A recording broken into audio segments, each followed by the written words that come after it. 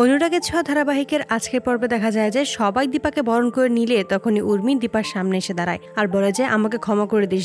দীপা তখন বলে, তুই তো আমার সাথে কোনো অন্যায় করিসনি, তুই আমার কাছে কেন ক্ষমা চাইছিস?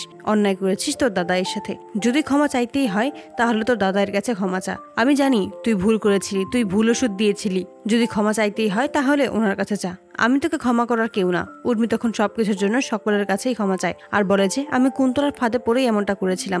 সূর্য তখন বলে, পুরনো কথা ভুলে যাও, নতুন করে সামনে এগিয়ে যাও, এটা ভুলে যেও না, দীপাই কিন্তু শেষ অবধি তোমাকে রক্ত দিয়ে বাঁচিয়েছিল। উর্মি তখন বলে, আমি এত বড় একটা অপরাধ করেছি আর তুই আমাকে শাস্তি না দিয়ে তুই আমাকে রক্ত দিয়ে বাঁচিয়েছিস? দীপা বলে, তোর ভুলের জন্য তোকে এবার শাস্তি পেতেই হবে। তখনই লাবণ্য বলে ওঠে, তুমি আর ভালো দাদার মাকে শাস্তি দিও না, তুমি যখন অসুস্থ ছিলে তখন ভালো দাদার মা অনেক কেঁদেছে, কিছু খায়নি। দীপা তখন বলে যে আমি যা বলবো তোকে তাই শুনতে হবে। উর্মি তখন বলে, আমি সেটাই শুনবো। তখনই বলে যে এই লাবণ্য বাচ্চা মেয়েটা আমাকে যে ভালো মা বলে ডাকে, ওর কি কোনো অধিকার নেই কাউকেই মা বলে ডাকার? উর্মি বুঝতে পারে যে দীপা তাকে কি বলার কথা বলছে। তখনই উর্মি লাবণ্যর কাছে আসে আর বলে যে তুই আজকে থেকে আমাকে মা বলে ডাকবি। এতে করে লাবণ্য খুব খুশি হয়ে যায় আর বলে যে তুমি সত্যি আমাকে পারমিশন দিলে তোমাকে মা বলে ডাকার জন্য? এই বলেই দুজনকে জড়িয়ে ধরে। আড়াল থেকে সমস্ত কিছু রুটি দেখতে পায় আর বলে যে এই সব কিছুই আমি কোনোভাবেই হতে দেব না, আমি সবকিছু ধ্বংস করে দিব।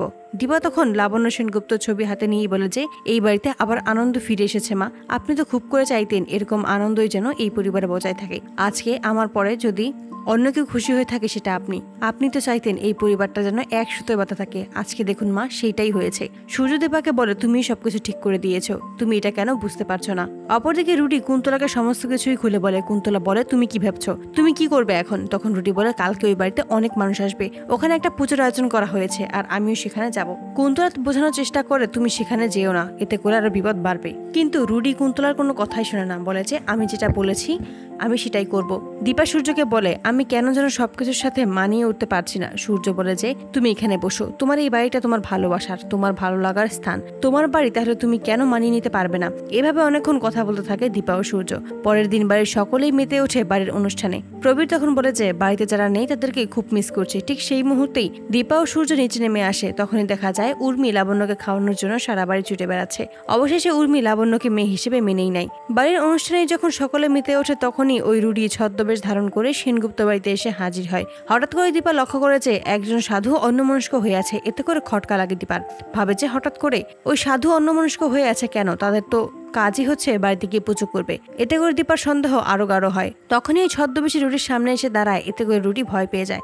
দীপা তখন বুঝতে পারে এই ছদ্মবেশ ধারণ করে রুটি এই বাড়িতে এসেছে, এই বাড়ির ক্ষতি করার জন্য এসেছে। তখনই রুটিকে ধরে টানতে টানতে সকলের সামনে হাজির করে রুটির মুখোশ খুলে দেয়। তো বন্ধুরা, তোমরা এটাই তো চাও জন্য এভাবেই ছদ্মবেশী সেনগুপ্ত বাড়িতে এসেই দীপার কাছেই যেন ধরা পড়ে রুটি? কমেন্টে জানাও। আর নিয়মিত আপডেট পেতে আমাদের চ্যানেলটি এক্ষুনি সাবস্ক্রাইব করে পাশে থাকো। ধন্যবাদ।